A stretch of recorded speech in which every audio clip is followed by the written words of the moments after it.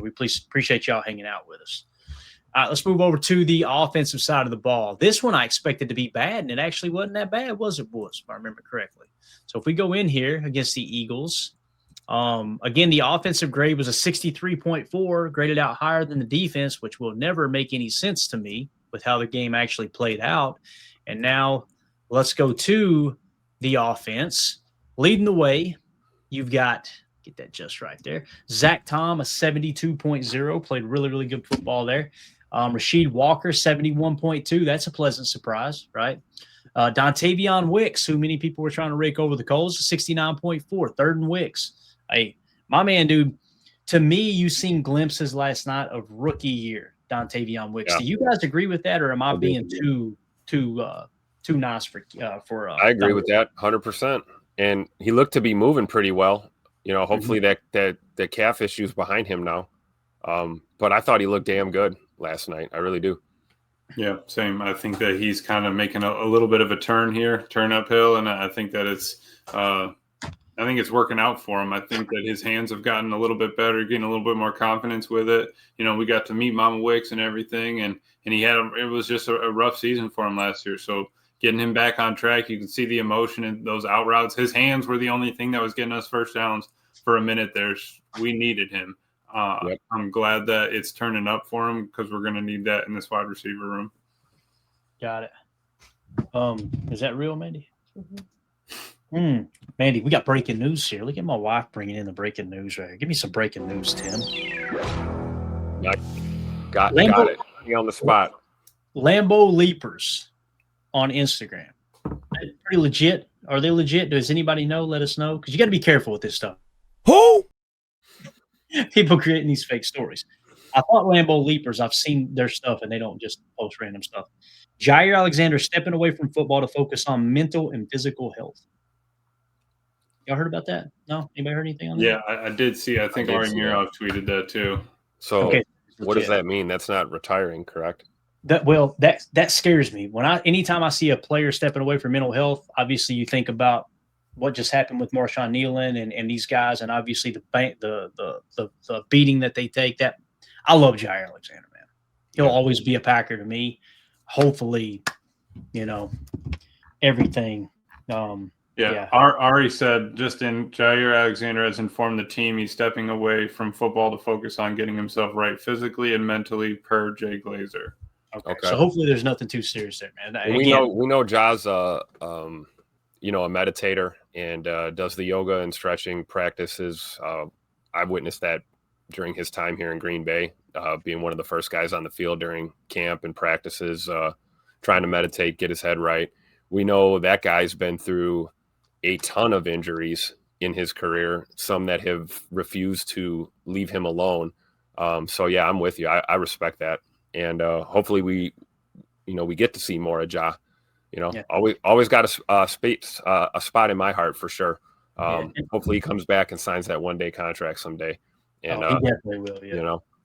And as Mandy pointed out, that it's obviously November is Mental Health Awareness Month, right? So maybe that got him, thinking like, all right, like I really need to step back. Maybe he wasn't in a good play. Again, I'm always going to err on the side of caution for that stuff because it just worries the hell out of me, man. These players that Marshawn Nealon stuff. What was he, 24 years old, 25 years old? Yep. It's so sad, dude. It's so sad. So, all right.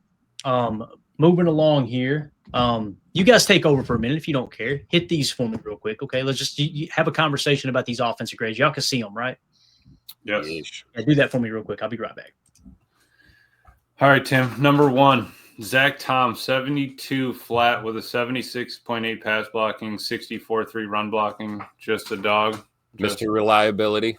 Absolute stud. Playing against you got Bond floating up there. You got Graham out there switching around.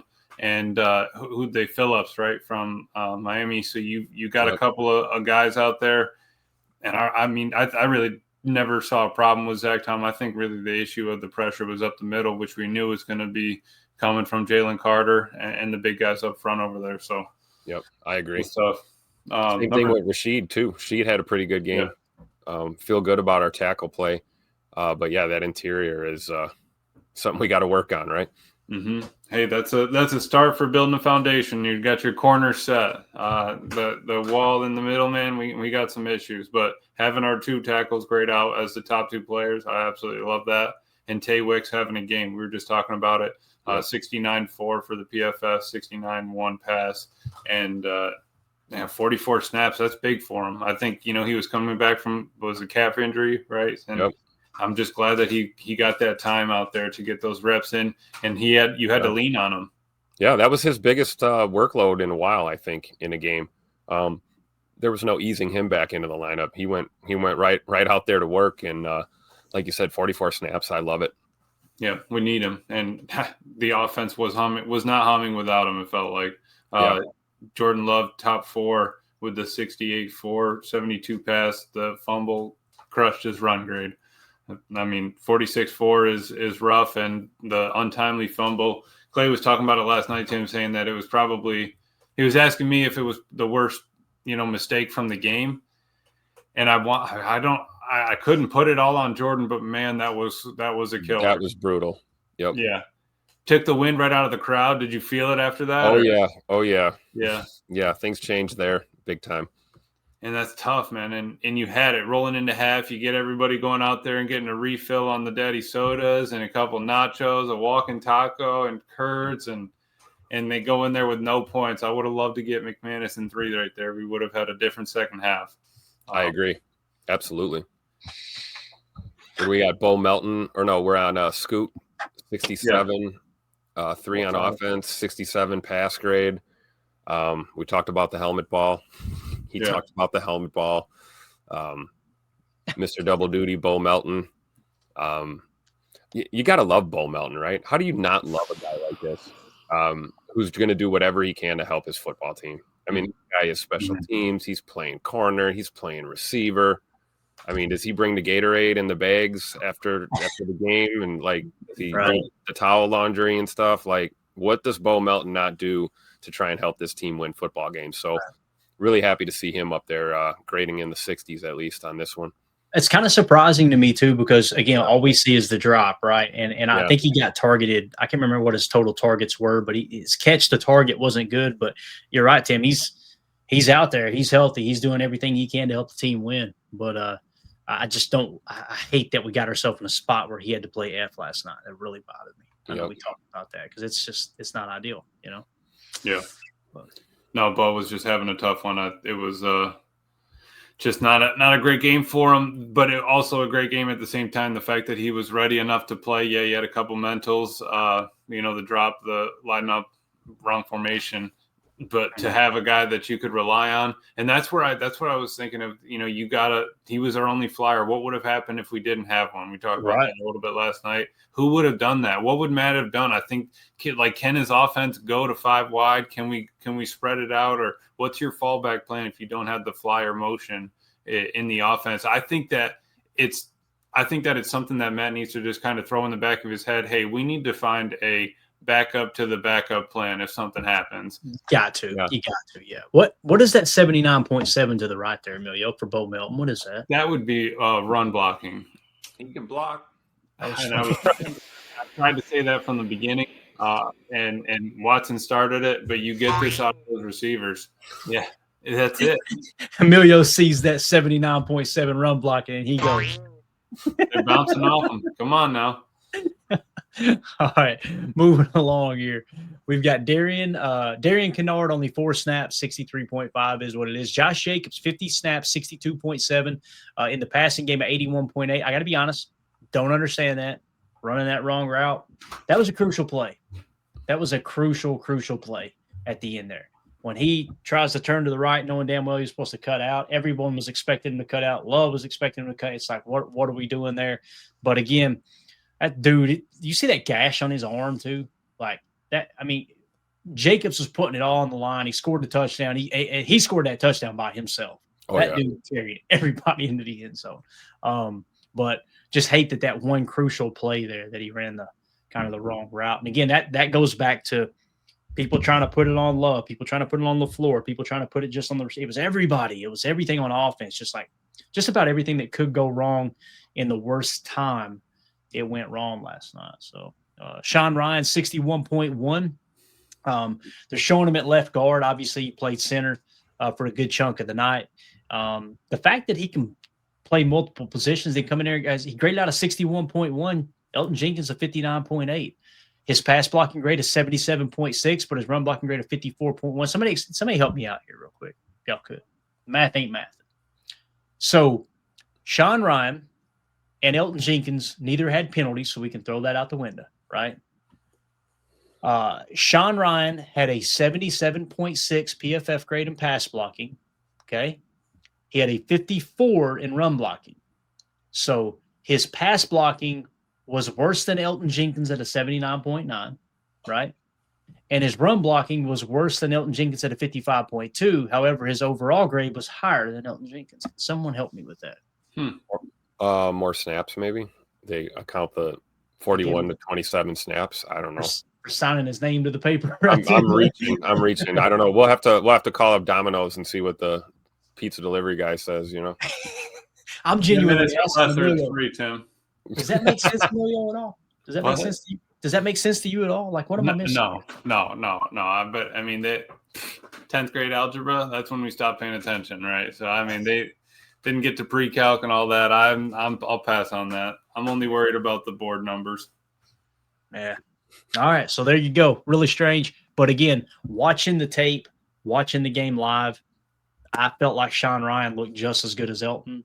I don't know if that'll be the same thing in the future, but I felt pretty good about how he played. I'm really, really excited to see what he does at center. If it feels like it's on par, and you're probably looking to bring Sean Ryan back next year if you can get him on a nice little cheap deal, because he's proven he can be a backup center now, right? That was a tough front. We talked about Jalen Carter. We didn't have him listed as a Tuesday player because he struggled here lately, but we said keep an eye on him because he has been a Tuesday player.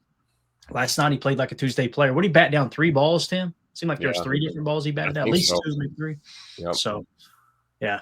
All right. And then Chris Brooks, 58.9, only 6 snaps. Savion Williams, only 6 snaps. Why, guys? What happened there?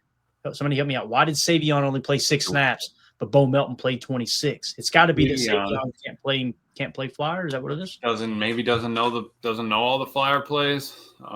They're expecting him to be more of an X. I don't know. Let's see, whatever they need him to be, but they didn't trust him to be flyer. And like I said before, if that was Matthew Golden in all those plays, we would be having a heyday. I think Bo had 6 passes or 8 passes or something. If that was to Agent Zero, right. We'd be happy. Absolutely. I know this. Matthew Golden's catching that ball that Bo dropped. There's no doubt. Oh, yeah, 100%. Yeah. Now, would that be the difference in the game and they end up winning? I don't know. You know, like Tim said, it's Monday morning quarterbacking at this point, but it just definitely wasn't ideal for sure. So Luke Musgrave, 56.4. I got to be honest, from what I've seen from him, I didn't feel like he played bad.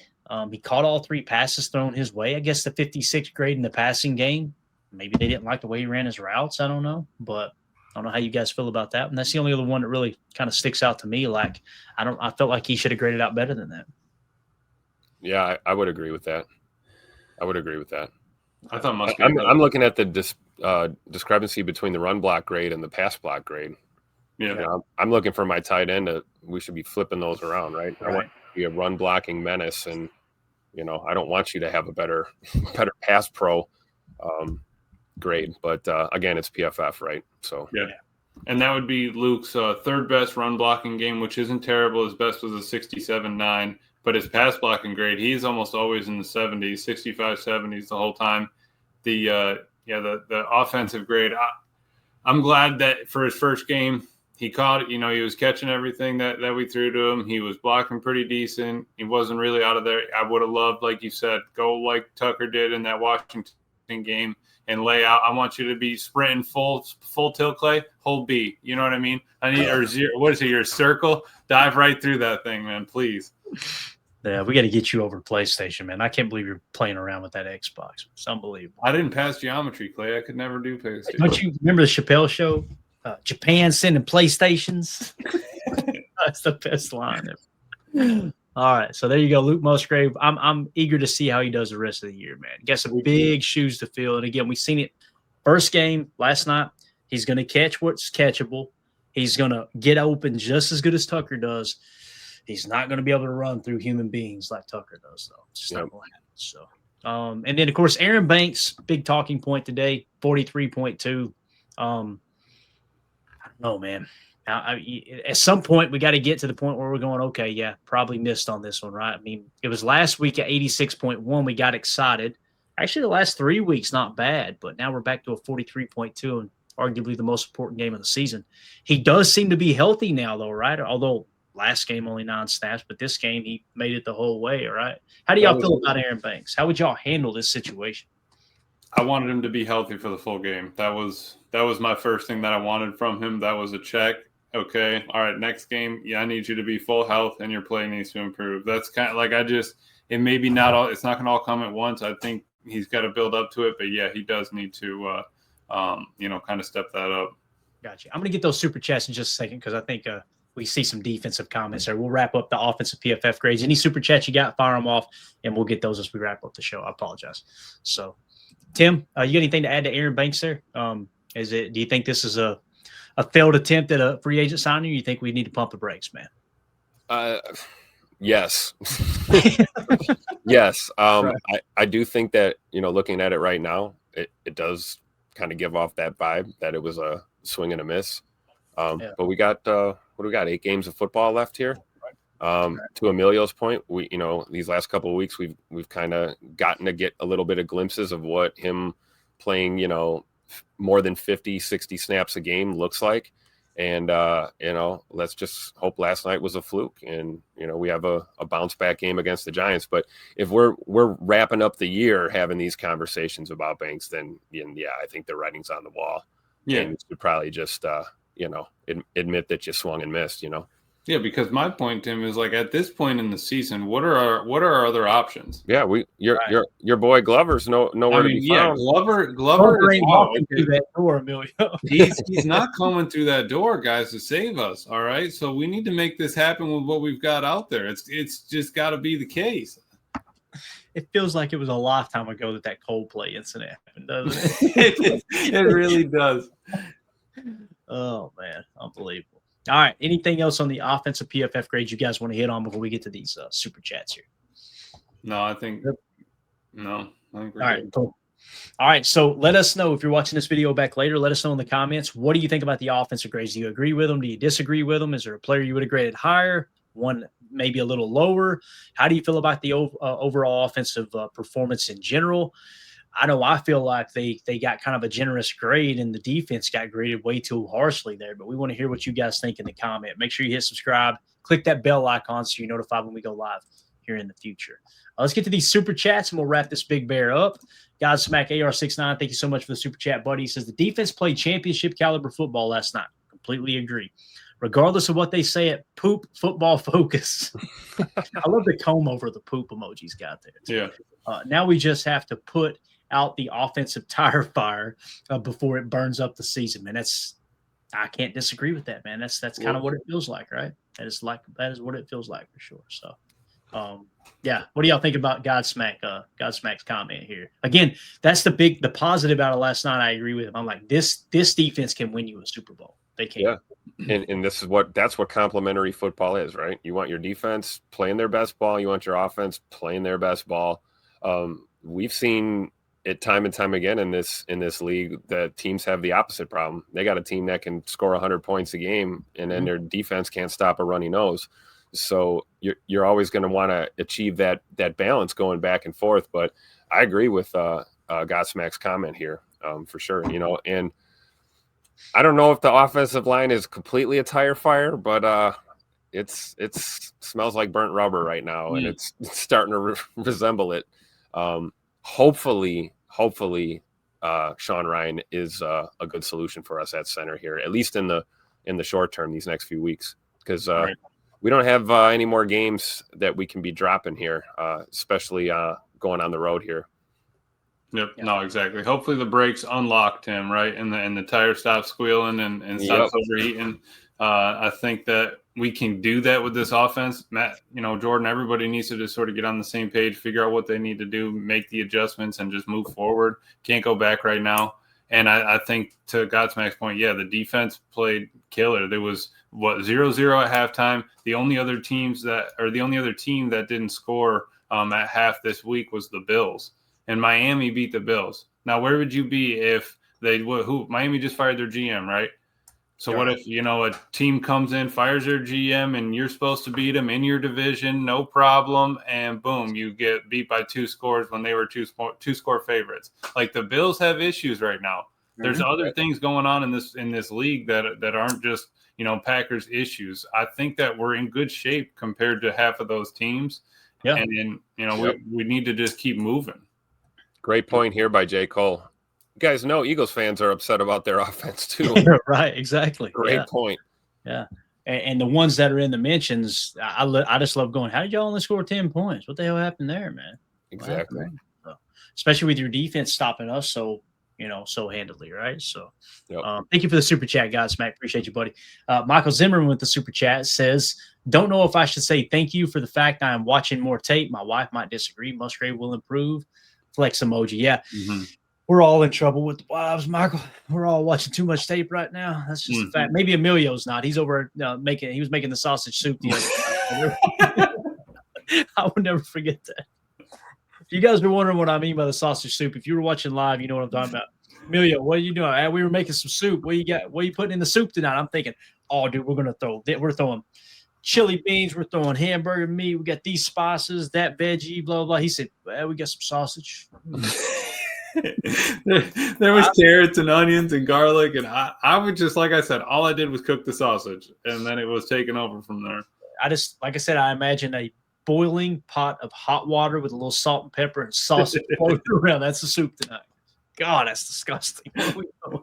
Yeah, completely agree, Michael. I think Musgrave will improve the more snaps he gets. I think you're going to see a couple games that remind you of Tucker Kraft a little bit, where he gets loose in the open field with them scheming him open. And again, we just can't.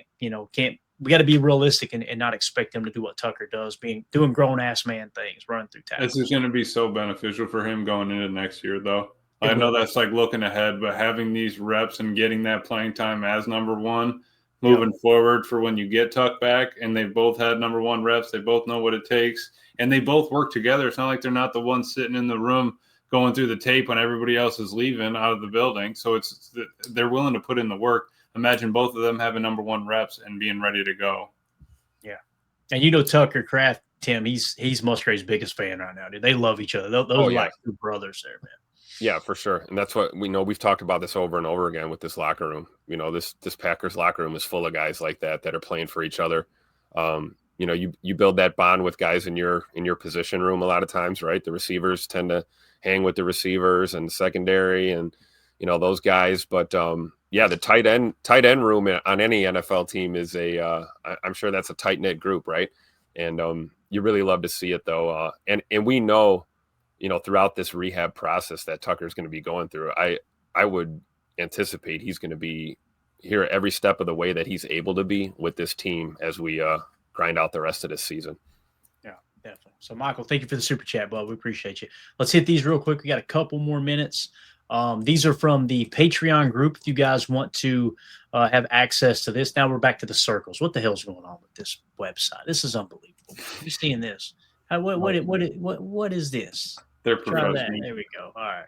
It's just crazy, man, that StreamYard continues to change this stuff. And I know y'all love it when I just randomly rant about this stuff live on the air. But patreon.com/Packer Fan Total Access. These work just like super chats, and it just gets you guys involved in the conversation as well. Appreciate everybody that's joined over there. The LVN card tomorrow, I promise. I made a note, forgot about it. We're going to be doing the LVN rookie autograph card giveaway tomorrow. If you're a member of the Patreon group, $3, get you access to everything, and we'll put your name on the wheel as well for that, just a way for us to give back to those who are supporting the channel. Rodney Jens in the questions for the show says, Clayton, Mike Wall claims because of the current player contracts, there isn't time to work on fundamentals much. Coaches are more concerned with installing the plays. It's up to the players to do their own part and work on themselves physically and technique-wise. There just isn't time in practice to work on fundamentals anymore. Maybe during preseason, but not during the regular season. That being said, our offensive line really needs to get back to the fundamentals. So it sounds like Mike Wall is, hey, it's talking about this DBA. Mm-hmm. What's that?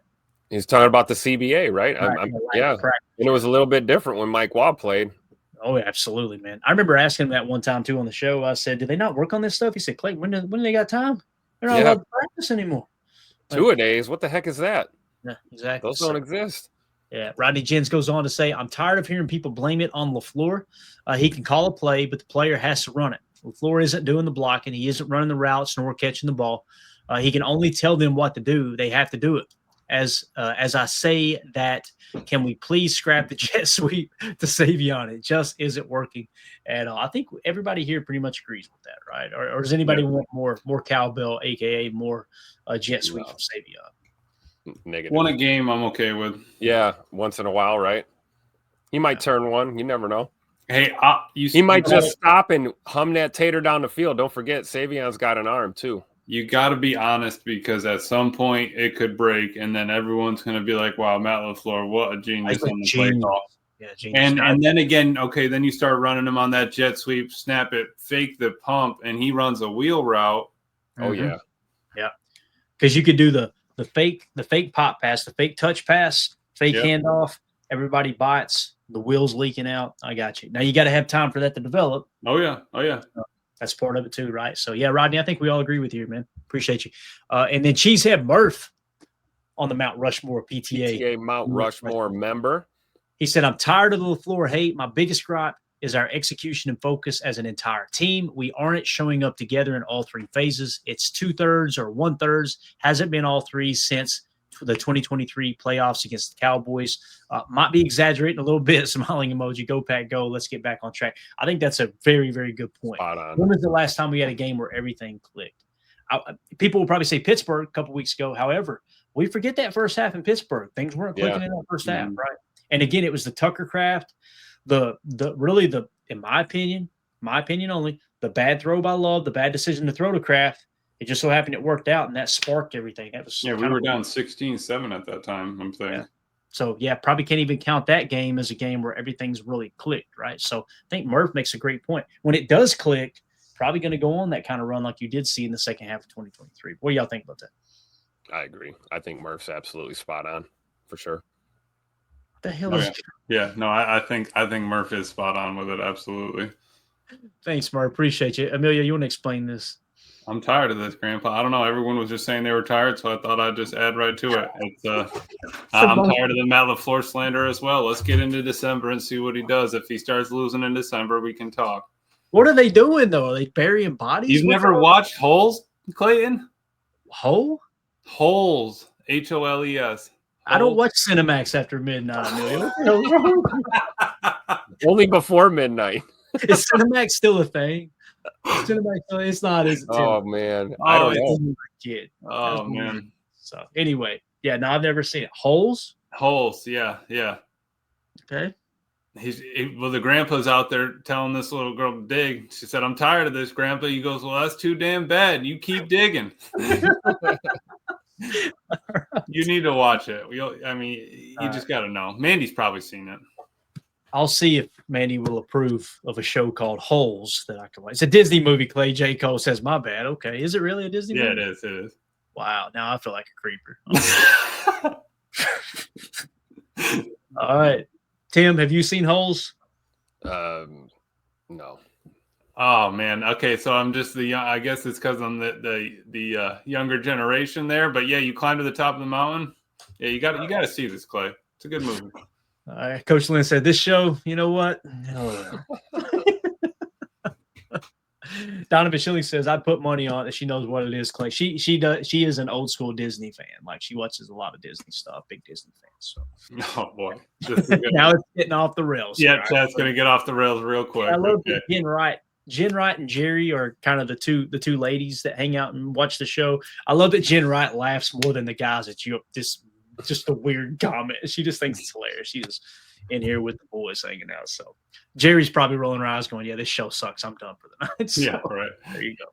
But again, thanks to everybody in the Patreon group as well. Parting thoughts, gents. Let's get out of here. I'm glad that we could get on here after a tough loss and just cut up, have a good time, talk about what's going on, and not be at each other's throats and still have a good laugh and enjoy the game of football, man, for sure.